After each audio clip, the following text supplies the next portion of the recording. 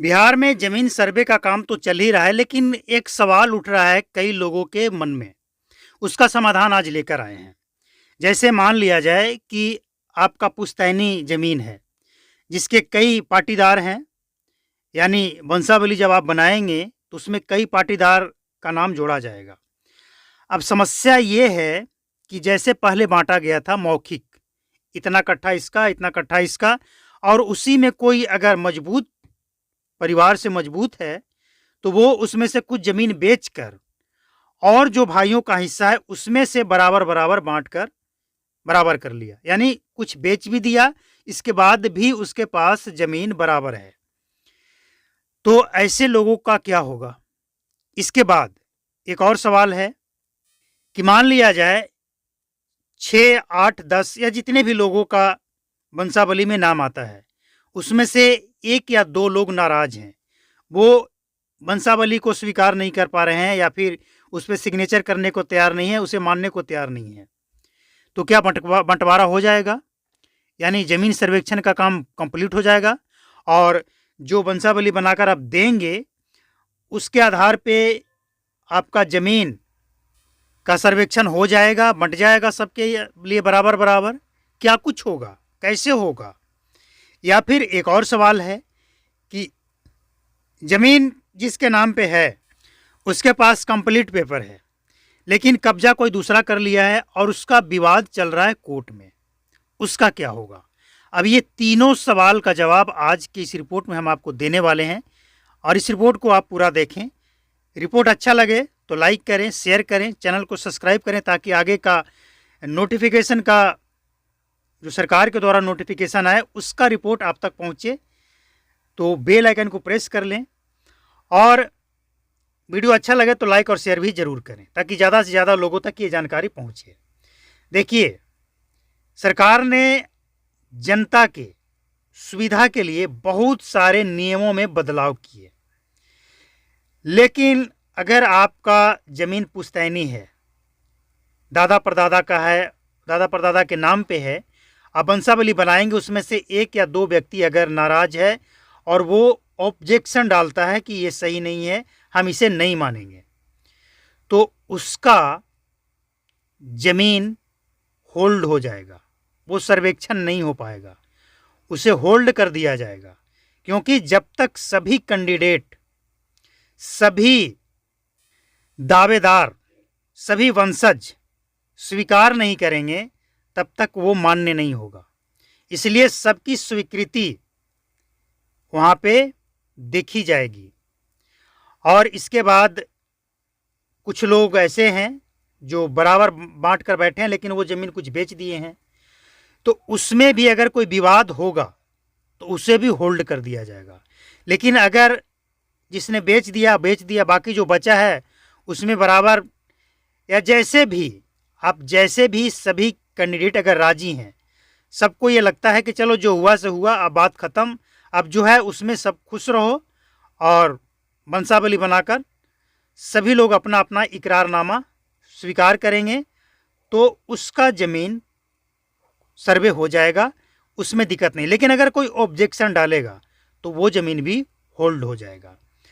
अब बात आती है कि अगर ज़मीन किसी के नाम पे है और कब्जा कोई और कर रखा है, ज़बरदस्ती कहें या जैसे कहें, या फिर पैसा दिया हुआ है और लिखा नहीं गया, कई तरह की विवादें हैं, तो उसके लिए मुकदमा चल रहा है कोर्ट में, तो उसका क्या होगा?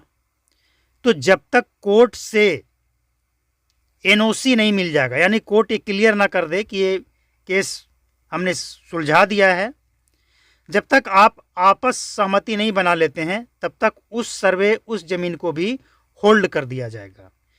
क्योंकि मामला कोर्ट का है और कोर्ट से ऊपर सरकार नहीं है। सरकार चाहे कितना भी अच्छा योजना लेकर आए, लेकिन अगर कोर्ट चाहे तो उस योजना में ऑब्जेक्शन डालकर उसे होल्ड कर सकती है कोर्ट। तो जो मामला कोर्ट में चल रहा है, जो मामला आपसी विवाद में उलझा हुआ है, जो मामला सभी कैंडिडेट मानने को स्वीकार नहीं है, उससे होल्ड कर दिया जाएगा, उसको सर्वेक्षण कंप्लीट नहीं कहा जाएगा। इसीलिए आप को इस बात का ध्यान देना होगा कि अगर आप चाहते हैं कि ये सर्वेक्षण कंप्लीट हो जाए तो आपको सबसे पहले आपस में सहमति बनानी होगी और जो इकरारनामा सहमति पत्र होगा उसमें सबका सिग्नेचर, अगर सिग्नेचर नहीं करना जानते हैं तो ठेपा के साथ साथ गवाह का भी सिग्नेचर होना चाहिए, तब जाकर उसका सर्वेक्षण कंप्लीट होगा। और इसके बाद सबसे बड़ी जो बात है वो आपको ये समझ लेना है कि सरकार का उद्देश्य भी यही है कि ज़मीन से जुड़ी विवाद को ख़त्म करना है। अब देखना ये है कि इस सर्वेक्षण से ज़मीन से जुड़ी हुई विवाद ख़त्म होने वाला है या बढ़ने वाला है। देखिए, हमने आपको जो बताया, इस तरह के केसेस में मामला और बिगड़ सकता है, लेकिन भलाई इसी में है कि आपसी सहमति बना लें ताकि ये ज़मीन सर्वे का काम कंप्लीट हो जाए।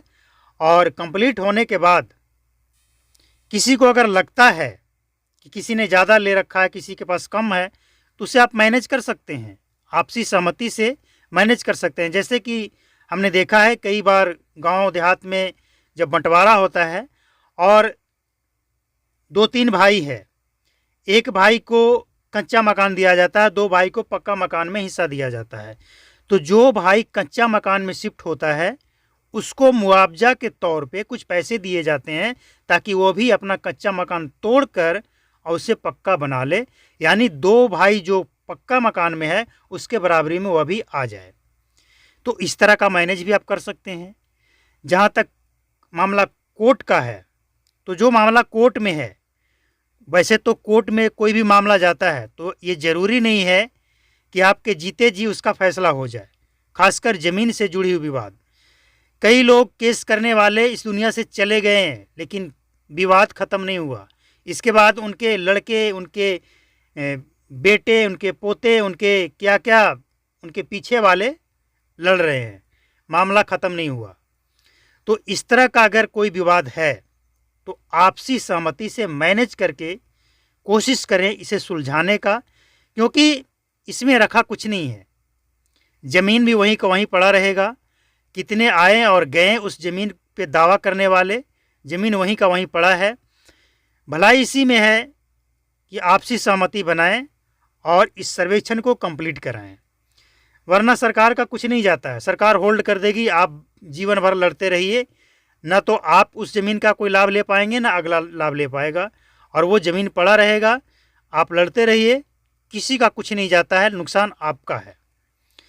तो ये रिपोर्ट अगर आपको लगता है कि सही है, हमने जो आपको सुझाव दिए, क्योंकि जो सरकार का नोटिफिकेशन है हम उसके आधार पे आपको बताया, अगर आपको लगता है कि सही है और ऐसा होना चाहिए तो रिपोर्ट को, यानी इस वीडियो को लाइक करें, शेयर करें, शेयर ज़रूर करें ताकि ज़्यादा से ज़्यादा लोगों तक ये खबर पहुँचे।